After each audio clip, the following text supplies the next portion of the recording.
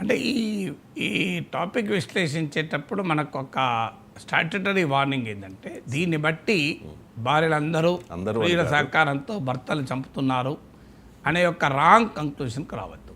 2, మహిళలందరూ క్రిమినల్ మైండ్తో మారిపోతున్నారు.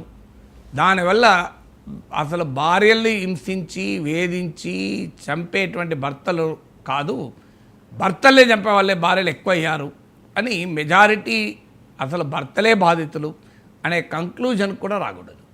ఎక్కడ ఎంపరికల్ ఎవిడెన్స్ లేదు. These are all isolated incidents. ఎందుకు ఐసోలేటెడ్ ఇన్సిడెంట్స్ మరి ఇంత పాపులర్గా మీరు అన్న నిజం రోజు పేపర్లో ఎందుకు వస్తుందంటే ఆడిటీ ఈజ్ న్యూస్ వాల్యూ. అంటే ఏదైనా స్ట్రేంజ్ ఉంటే న్యూస్ వాల్యూ అవుతుంది. భర్త భార్యను చంపితే న్యూస్ ఎట్లయితుంది? భార్య భర్తను చంపితే న్యూస్ అవుతుంది. మనం చిన్నప్పుడు చదివినా కదా, when a dog bites a man it is not news, but when a man bites dog it is news అని జర్నలిజంలో ఫస్ట్ డే చెప్తారు. అంటే మనిషిని కుక్క కరిస్తే వార్త కాదు, ఎందుకంటే కుక్క పనే కరవడము, మనిషి పనే కరిపించుకోవడం కనుక. కానీ మనిషి వెళ్ళి కుక్కను కరిచాడనుకో అది వార్త అవుతుంది. సో వార్తకు ఉండేటువంటి లక్షణం oddity. So oddity is a news value. So అందువల్ల సాధారణ ప్రవర్తన భార్యల్ని హింసించే భర్తలు, యునిక్ స్ట్రేంజ్ బిహేవియరు భర్తల్ని హింసించే చంపే భార్యలు, అందుకొరకు ఇవి వార్తలుగా ఎక్కువ వస్తున్నాయి. అంతే తప్ప దీన్ని బట్టి మెజారిటీ ఇన్సిడెంట్స్ ఏవి అని కంక్లూజన్కు రాకూడదు.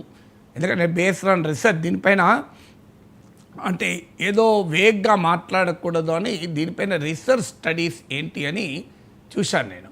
ఘనాలో ఒక రీసెర్చ్ స్టడీ జరిగింది, అమెరికాలో స్టడీ ఉంది, దేశంలో వాస్తవంగా నాన్ వెస్టర్న్ కంట్రీస్, వెస్ట్లో కొన్ని స్టడీస్ ఉన్నాయి.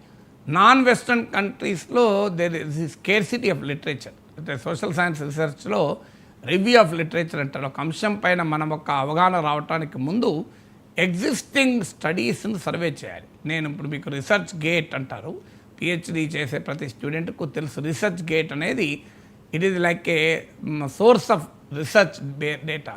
సో దాంట్లో కూడా స్టడీ చేస్తే వెరీ లిమిటెడ్ రీసెర్చ్ ఉంది. నిజంగా దీనిపైన పరిశోధనలు జరగాలి మరింతగా. What is the sociological factors, what are the psychological factors, ఎందుకు ఇలా జరుగుతుంది, దీనికి కారణాలు ఏంటివి, ఈ పెక్యూలియర్ సోషల్ బిహేవియర్కు రీజన్ ఏంటి, ఇంత ఎందుకు కలుగుతున్నాయి అనేది ఇంకా లోతైన పరిశోధన జరగాల్సిన అవసరమవుతుంది. Unfortunately even today there is dearth of literature. అంటే దీనిపైన అవసరమైనంత పరిశోధనలు ఇంకా జరగలేదు కనుక మనం ఏమి చెప్పినా దే ఆర్ లార్జ్లీ హైపాథెసిస్ అంటారు రీసెర్చ్లో. హైపాథెసిస్ ఏంటంటే నీవు ఒక ఇది కారణం అయి ఉంటుంది, ఇది బహుశా దిస్ ఈజ్ ద ఫైండింగ్ అని అంచనాకు వచ్చి దానికి అనుగుణంగా పరిశోధన జరిపి హైపాథెసిస్ను రైటా రాంగ్గా ప్రూవ్ చేసుకుంటారు. సో అందువల్ల ఇప్పుడు నేను చేసే విశ్లేషణ మోర్ ఫైండింగ్ కంక్లూజివ్ ఎవిడెన్స్గా కాకుండా it is more in the character of an hypothesis. ఈ హైపాథెసిస్లో ఉండే మొదటి అంశం ఏంటంటే దీనికి ఇలా ఎందుకు జరుగుతుంది అంటే సో అంటే divorce is not an option. అంటే విడాకులు తీసుకోవడానికి అవకాశం ఉండదు, ధైర్యమే చేయకపోవచ్చు, కుటుంబ సంబంధాలే కారణం కావచ్చు. డైవర్స్ ఈజ్ నాట్ అన్ ఆప్షన్గా భావించినప్పుడు, లివింగ్ ఇంపాసిబుల్ అయినప్పుడు, అంటే ఆ వ్యక్తితో జీవించడం అసాధ్యమైనప్పుడు, సో ఇక ఆ రకమైన అంటే బాధ అనుభవించడమో నిరంతరం, అంటే ఆ వేధింపులోమో ఆగవు. సో అలాంటి పరిస్థితుల్లో క్షణికావేశానికి గురై ఈ రకమైన దుర్మార్గాలకు పాల్పడుతున్న భార్యలు ఉన్నారు. ఇది మొదటి ఫైండింగ్. అంటే డైవర్స్ నాట్ అన్ ఆప్షన్గా భావిస్తారు ఆ క్షణం వారు. అంటే ఆ వివాహం నుంచి విడిపోయి బయటికి రాసే ధైర్యం చేయలేరు. లివింగ్ ఈజ్ ఇంపాసిబుల్, జీవించలేరు అతనితో. ఈ వేధింపులోమో నిరంతరం కొనసాగుతూ ఉంటాయి. మీరు అనొచ్చు మరి డైవర్స్కే సాధ్యం కాదని ధైర్యం చేయని వ్యక్తి హత్య లాంటి నేరానికి ఎలా చేస్తారు అంటే డైవర్స్ అనేది క్షణికావేశంతో చేసే పని కాదు. క్షణికావేశంలో హత్యలు చేసే అవకాశం ఉంటుంది తప్ప డైవర్స్ క్షణికావేశంలో చేయరు కదా. తలాక్ ట్రిపుల్ తలాక్ ఇప్పుడు లేదు కదా. సో అందువల్ల divorce is not an option అంటే డైవర్సే తీసుకొని ధైర్యం చేయలేని వాళ్ళు ఎలా చంపుతారనే ప్రశ్న కరెక్ట్ కాదు. ఎందుకంటే divorce is not a momentary action. ఇలాంటి క్రైమ్ అనేది మొమెంటరీ యాక్షన్, క్షణికావేశంలో చేస్తూ ఉంటారు. కొన్ని ప్లాన్డ్ కూడా జరుగుతున్నాయి, అవి కూడా చెప్తాను. ఇది మొదటి కారణం. అంటే divorce not an option, living impossible, జీవించి వేధింపులోమో భయంకరంగా నిరంతరం కొనసాగుతుంటాయి. ఆ సమయంలో ఇలాంటి సిచ్యువేషన్లో ఉన్న మహిళలు ఒక్కొక్క పరిస్థితుల్లో ఆ క్షణికావేశానికి గురవుతూ ఉంటారు. అంటే మైక్రో అగ్రెషన్స్ అంటారు. మైక్రో అగ్రెషన్స్ అంటే వాళ్ళలో వాళ్ళు బాధపడుతూ తపన పడుతూ వేదన చెందుతూ ఉంటారు. అది వన్ ఫైన్ డే, అది one fine time, not a fine time, one very bad time, అది జరగకూడని దానికి జరిగే ప్రమాదం ఉంటుంది. ఇప్పుడు మీకు ఇలాంటి ఎగ్జాంపుల్ కాదు కానీ ఇండియా గ్రేట్ కిచెన్ అని ఈ మధ్య సినిమా వచ్చింది, దాన్ని హిందీ డబ్బింగ్ కూడా వచ్చింది, మిస్సెస్ అనుకుంటా.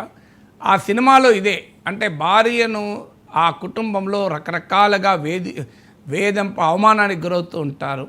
ఆఖరికి ఒక డ్రైనేజ్ పైప్ లీక్ అవుతుంటే భర్తకు రోజుల తరబడి చెప్పినా ఇది నాకు భయంకరంగా ఉంది, భరించలేకపోతున్నాను స్మెల్ అన్నా కూడా రిపేర్ చేయించాడు. చివరకు ఇక ఇలాంటి ఇన్సిడెంట్ జరిగి ఆఖరికి భరించలేకుండా పోయి ఒకరోజు ఆ డ్రైనేజ్ వాటరే మొఖాన కొట్టేస్తుంది, అక్కడ దాకా వెళ్తుంది. అంటే దీన్ని ఏమంటారంటే సైకాలజీలో మైక్రో అగ్రెషన్స్. అంటే లోపల కుమిలిపోతూ భయంకరమైన వేదన అనుభవిస్తూ ఒకానొక సమయములో అది ఒక దుస్సంఘటన రూపాన్ని సంతరించుకుంటుంది. ఇది మొదటి ఎక్స్ప్లెనేషన్. అంటే ఈ డైవర్స్, లివింగ్ అండ్ వేధింపులో జరిగే పని. రెండవది ఏంటంటే వివాహేతర సంబంధాలు. ఇవి చాలా పెద్ద ఎత్తున ఇప్పుడు మీరు ఈ జరుగుతున్న ఘటనలు చూస్తే క్షణికావేశాలు కాకుండా ప్లాన్డ్ కాన్స్పిరసీస్ కూడా ఉంటున్నాయి. అంటే వారం రోజులు 10 రోజుల ముందే ప్లాన్ వేసి ఆ క్షణంలో ఏదో చేతికేదో దొరికింది దాంతో భర్త పైన దాడి చేశారు అనేది కాదు. సో ఒక డేస్ ఆఫ్ ప్లానింగ్ ఉంటుంది.